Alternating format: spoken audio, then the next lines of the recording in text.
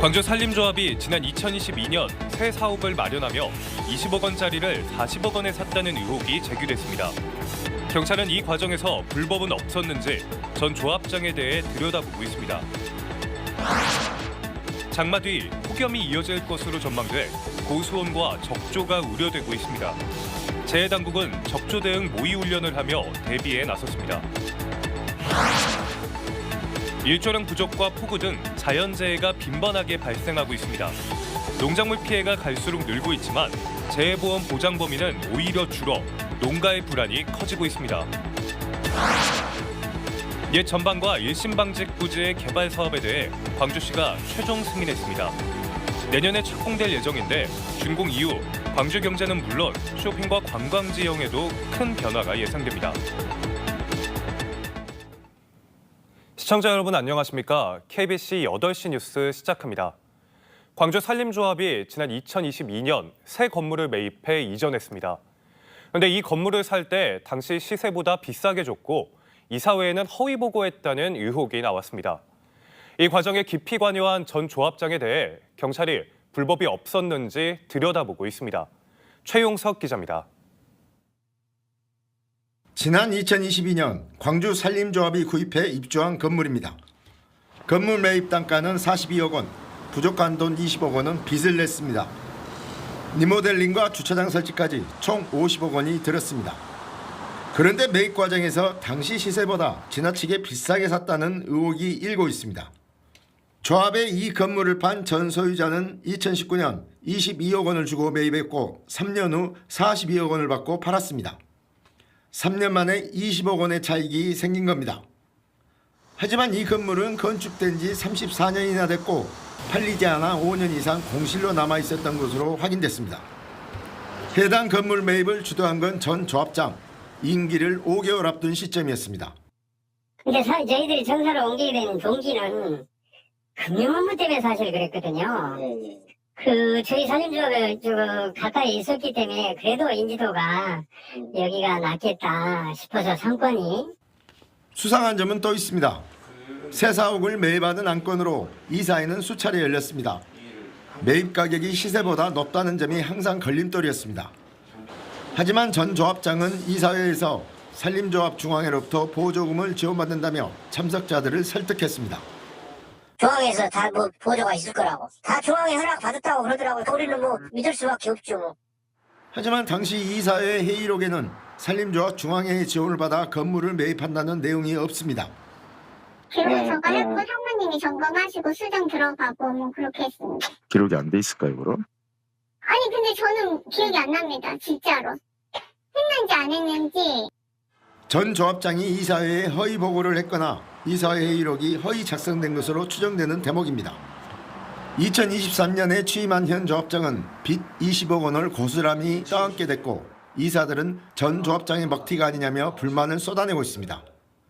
광주경찰청은 건물 거래 과정이 납득하기 어려운 점이 있다고 보고 불법 여부를 살피고 있습니다. KBC 최용석입니다. 장마가 지난 뒤 본격적으로 폭염이 이어질 것으로 예상되며 고수온과 적조에 대한 어민들의 걱정이 커지고 있습니다. 민관, 경이 함께 적조 대응 모의 훈련을 하며 피해를 최소화하기 위한 대비에 나섰습니다. 박송호 기자의 보도입니다. 고밀도 적조띠가 경량만에서 조류를 따라 이동 중이라는 신고가 접수됐습니다. 적조가 발견되자 어선이 적조 생물 주위를 빙글빙글 돌며 양식장으로 떠내려가는 것을 막습니다. 이어 방제선이 황토를 살포하고 물대포를 쏘며 적조를 흩뿌리는 데 집중합니다. 피해를 입게 된 양식장은 물고기를 방류하며 피해 최소화에 나섭니다. 해양수산부와 고운군 등 관계기관과 지역 어민들이 함께 실시한 적조 대응 모의 훈련의 모습입니다. 만약에 적조가 발생이 된다면 보시는 바와 같이 우리가 훈련했던 것과 같이 적극적으로 대응하고 모든 장비와 인력을 동원해서 총력 대응하겠다는 말씀드립니다. 장마가 지난 뒤 폭염이 본격적으로 기승을 부릴 것으로 예상되면서 적조 발생에 대한 우려도 커지고 있습니다.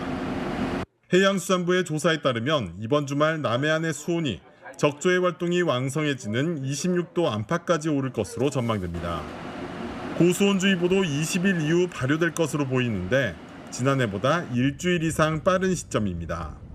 장마철이 끝나면 아마 7월 말이나 8월 초에 아마 적조주의보가 발령될 가능성이 있을 것으로 저희 예상하고 있습니다.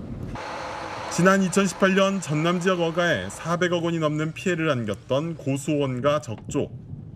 특히 올여름은 고수온 특보가 한 달 이상 지속될 것으로 예측되고 있어 또다시 막대한 피해가 반복되지 않을까 어민들의 시름이 깊어지고 있습니다. KBC 박송호입니다.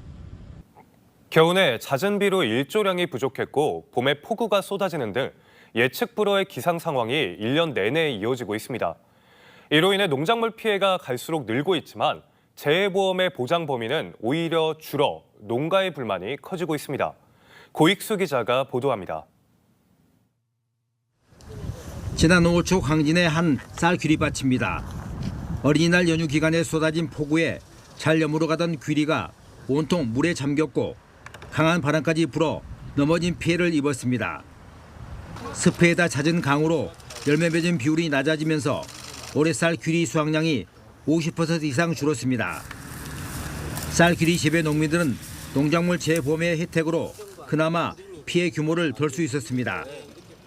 농작물 재보험은 잦은 재해에 대비해 가입하는 것이 유리하지만 불합리하게 설계된 부분이 적지 않아 농민들로부터 불만을 사고 있습니다. 보험 설계상의 표준 수확량이 실제 수확량과 큰 차이를 보이고 있습니다. 지난 2020년부터 최근 5년간 수확량 기준을 재해가 발생한 연도의 수확량까지 포함시켜 보험 가입 금액을 산출하기 때문입니다. 쌀길이 재보험이 처음이다 보니까 평균 수확량보다 100kg가 낮게 측정이 돼 있다 보니까 실질적인 농가 보상이 낮게 이루어져서 그 점이 조금 아쉽습니다. 보험사 경영이 악화된다는 이유로 정부가 수확량 산출 기준을 변경한 겁니다. 전라남도는 재해 빈도가 늘어나고 있는 만큼 낮췄던 재보상 기준을 높이고 상향 조정한 할증률은 낮춰달라고 건의했습니다. 우선 활정률을 현행 50%에서 30%로 인하해 줄 것, 배나 사과 같은 과일의 그 적과전 보장 범위를 현행 50%에서 80%로 확대해 줄 것을 건의하고 있습니다. 요즘 같은 기후에 선택이 아닌 필수로 인식되고 있는 농작물 재해보험. 재해가 일상화되고 대형화되면서 피해 농민들이 적절히 보상받을 수 있도록 제도 보완이 시급하다는 지적입니다. KBC 고익수입니다. 내일 새벽 정체전선의 영향권에 들며 광주와 전남에 시간당 30mm의 매우 강한 비가 내리겠습니다. 내일까지 예상 강수량은 광주 전남 30에서 100mm, 많은 곳은 120mm 이상 예보됐습니다. 이번 비는 모레 오전까지 이어지다가 낮에는 대부분 그치겠습니다. 계곡이나 하천변 출입을 금하고 산사태나 시설물 붕괴에 각별한 주의가 필요합니다. 내일 아침 최저 기온은 곡성 23도, 해남 25도 등 23도에서 25도 분포, 낮 최고 기온은 목포 29도, 구례 31도 등 28에서 31도로 예보됐습니다. 옛 전방과 일신방직 부지의 개발 사업에 대해 광주시가 최종 승인했습니다. 논의된 지 4년 만인데요. 내년에 본격적인 개발이 시작될 전망인데 관광 인프라 조성과 공공기부금 납부 방안에 대해서도 광주시와 사업자가 원만하게 합의했습니다. 고우리 기자입니다. 옛 전방과 일신방직 부지에 대한 개발 사업이 광주시의 도시계획 절차를 모두 통과했습니다. 이에 따라 아파트와 복합 쇼핑몰은 내년에 첫 삽을 뜰 것으로 전망됩니다. 이와 함께 특급 호텔 등 관광 인프라를 설치하도록 광주시는 사업자와 협약을 맺어 사실상 강제했습니다. 사업자가 복합 쇼핑몰 준공 전에 랜드마크 타워를 착공하도록 했고 사업비의 20%인 600억 원을 이행 보증금으로 납부하도록 했습니다. 광주시는 이번 달 안에 개발 사업 승인에 해당하는 지구 단위 계획 구역 결정을 고시하겠다는 계획입니다. 오늘 도시계획 건축 공동위원회 심의 통과는 전방 일방 부지 개발 사업뿐만 아니라 도시 이용인구 3천만 시대를 향하는 광주에 켜진 청신호입니다. 줄다리기를 이어왔던 공공기여금 납부 방안에 대해서도 합의했습니다. 도로와 상생 복합시설 등 현물은 복합쇼핑몰 개점 이전까지 구축하고 현금 3천억 원은 5년 동안 나눠내기로 했습니다. 기여금을 어떻게 사용할 건가 문제는 이후에 상생 협의라든가 또 교통 관련된 그 대책을 수립하는 과정에 구체화될 것이다. 논의가 시작된 지 4년 만에 본 궤도에 오른 옛 전방과 일신방직 부지 개발 사업. 준공 후 광주 경제는 물론 쇼핑과 관광지형에 큰 변화가 예상됩니다. KBC 고울입니다. 전남대학교 병원과 조선대학교 병원이 전공의 사직 처리를 보류하기로 결정했습니다. 전남대병원과 조선대병원은 전공의 대부분 사직 처리 동의 여부에 대해 응답하지 않는 만큼 곧바로 사직 처리하지 않고 복귀하도록 설득을 이어가겠다고 밝혔습니다. 두 대학병원은 상반기에 확보되지 않은 일부 진료과 전공의 충원을 위해 하반기 신규 전공의를 각각 28명과 40명 채용하기로 결정했습니다. 전남대병원과 조선대병원에서 각각 231명과 96명의 전공의가 사직서를 제출했고 이들 중 상당수가 수도권 대형 병원 등으로 이탈할 것으로 우려됩니다. 우리밀 주산지 중 한 곳인 전남 구례에서는 요즘 햇밀을 빻아 밀가루를 만드는 작업이 한창입니다. 방부제를 쓰지 않아 건강한 먹거리로 입소문이 나며 전국 각지에서 주문이 밀려들고 있습니다. 이상환 기자의 보도입니다. 지난달 수확한 햇 우리밀이 보관 탱크로 빨려 들어갑니다. 불순물을 제거하고 세척한 뒤 분쇄 과정을 거치면 우리밀로 만든 뽀얀 밀가루가 포장지에 담기게 됩니다. 최상의 원료를 만들어 가지고 밀가루를 만들고 있습니다. 그래서 밀가루의 안전성을 높이고 위생적으로 지금 관리를 하고 있습니다. 이렇게 생산된 구례 우리밀은 연간 약 1,000톤으로 대기업과 생협 매장, 우리밀 빵집 등 전국 각지로 판매되고 있습니다. 20kg 한 포대 가격은 5만 원으로 수입밀의 2배나 되는데 방부제를 쓰지 않는 건강한 먹거리로 입소문이 나면서 주문이 쇄도하고 있습니다. 특히 구례 곳곳에 들어선 우리밀 빵집은 빵지 순례를 다니는 관광객들이 찾을 정도로 인기를 끌고 있습니다. 수입밀 못지않게 식감이라든지 이제 풍미라든지 이런 것들이 훨씬 좋기 때문에 요즘에는 이제 많이들 찾아주시고 또 이제 추세가 우리밀 빵집들이 많이 생겨나는 추세인 것 같습니다. 구례의 우리밀 농가는 145곳으로 우리밀 수요가 늘면서 농가 소득에도 큰 보탬이 되고 있습니다. 일단 우리밀은 다른 작목에 비해서 투자 비용이 적게 들어가기 때문에 소득 면에서 많은 도움을 받고 있습니다. 1990년대 식량 자급도를 높이기 위해 시작한 우리밀 재배가 구례의 골목 상권과 농가를 살리는 효자 품목이 되고 있습니다. KBC 이상환입니다. 성희롱 의혹을 받는 더불어민주당 소속의 광주광역시 남구의회 의원이 탈당했습니다. 민주당 광주시당은 지난 5월 의회 사무국 직원에게 성희롱 발언을 했다는 의혹을 받는 남구의회 A 의원이 개인적인 사유로 탈당한다며 중앙당에 제출한 탈당계를 오늘 수리했다고 밝혔습니다. 남구의회 자체 조사 결과 일부 의혹이 사실로 확인돼 공개 사과를 한 A씨는 지난달부터 민주당 중앙당 윤리감찰단으로부터 조사를 받아왔습니다. 전라남도의 우수상품을 홍보하고 판로를 개척하는 2024 남도장터 우수상품 품평회가 오늘 열렸습니다. 이번 행사에는 37개 입점업체가 쌀과 김치, 한우, 전복 등 100여 종의 남도 우수상품을 선보였고 대형 유통사 22곳이 참가해 판매 연계를 위한 상담을 진행했습니다. 남도장터는 2천여 개 업체, 83만 명 회원을 가진 전국 지자체 대표 농수축산물 온라인 쇼핑몰로 지난 2022년 말 설립 뒤 성장세를 이어가고 있습니다.